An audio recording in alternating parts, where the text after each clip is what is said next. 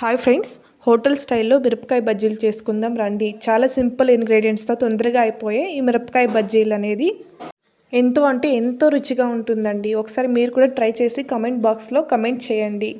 ఇందుకోసం కావాల్సిన ఐటమ్స్ చూద్దాం రండి. బజ్జీ మిరపకాయలండి. తర్వాత ఒక గిన్నెలోకి శనగపిండి అండి, మీకు ఏ బ్రాండ్ కావాలంటే ఆ బ్రాండ్ శనగపిండిని తీసుకోండి. మీకు ఎంత క్వాంటిటీ కావాలంటే అంత క్వాంటిటీతో ప్రిపేర్ చేసుకోండి.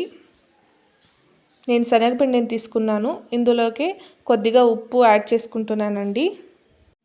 తర్వాత ఇందులోకి కొద్దిగా వాముని యాడ్ చేసుకుంటున్నాను. ఎందుకంటే వాము అనేది హెల్త్ ఇష్యూస్ రాకుండా ఉంటుందండి. ఈ ఆయిల్ ఐటమ్స్ తిన్న వాళ్ళకి డైజెషన్ ప్రాబ్లం ఉంటుంది. ఈ వాము అనేది డైజెషన్ ఫ్రీ అవుతుందండి. తర్వాత చాలా లైట్ వెయిట్గా ఉంటుంది మనం ఏది తీసుకున్నాను ఈ ఆయిల్ ఫుడ్స్ అనేవి. ఇందులోకే కొద్దిగా సోడాని యాడ్ చేసుకుంటున్నానండి.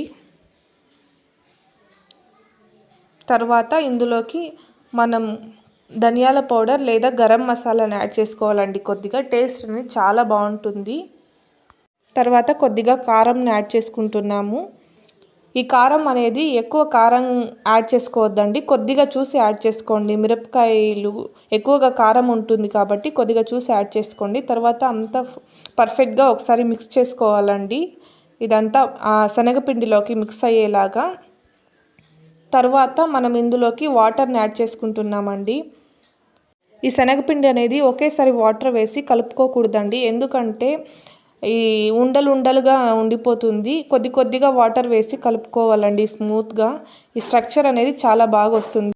వాటర్ని కొద్దిగా చూసి కలుపుకోండి, ఎందుకంటే ఎక్కువ వాటరీగా కూడా కాకూడదు. ఆ వాటరీగా అయిపోతే ఆ బజ్జీ మిరపకాయలకి ఇది శనగపిండి అనేది అంటుకోదండి. అందుకు కొద్దిగా గట్టిగా కలుపుకోవాలి. పర్ఫెక్ట్గా మనం మిక్స్ చేసుకోవాలండి. ఒకసారి లేదా విస్కర్తో కాకపోయినా హ్యాండ్తో కూడా మీరు చెక్ చేసుకోవచ్చండి ఎలా ఉంది అనేసి. మీకు ఆ విస్కర్తో కలుపుతుంటేనే తెలుస్తుంది. పిండి యొక్క థిక్నెస్ అనేది ఒక 80% థిక్నెస్ ఉండాలండి. మరీ వాటరీగా కాకుండా మరీ చిక్కగా కాకుండా. మిరపకాయని అందులో డిప్ చేసి వదిలేనట్టు ఉండాలి. 5 to 10 minutes అనేది అది పక్కన పెట్టుకోండి పిండిని, ఎందుకంటే అందులో ఉన్న సాల్ట్ అనేది సెట్ అవ్వాలండి. 5 to 10 minutes అనేది పిండి సెట్ అవుతేనేనండి పర్ఫెక్ట్గా బజ్జీ టేస్ట్ అనేది వచ్చేది. ఆయిల్ అనేది తక్కువ మంటలో పెట్టుకుని వేడి చేసుకోవాలండి. వేడైన తర్వాత చెక్ చేసుకోవాలండి ఆయిల్ అనేది వేడైందో లేదో. ఆయిల్ వేడైన తర్వాత మనం బజ్జీ మిరపకాయలను డిప్ చేసుకుని పిండిలోకి ఆయిల్లోకి నిదానంగా వేసుకోవాలండి.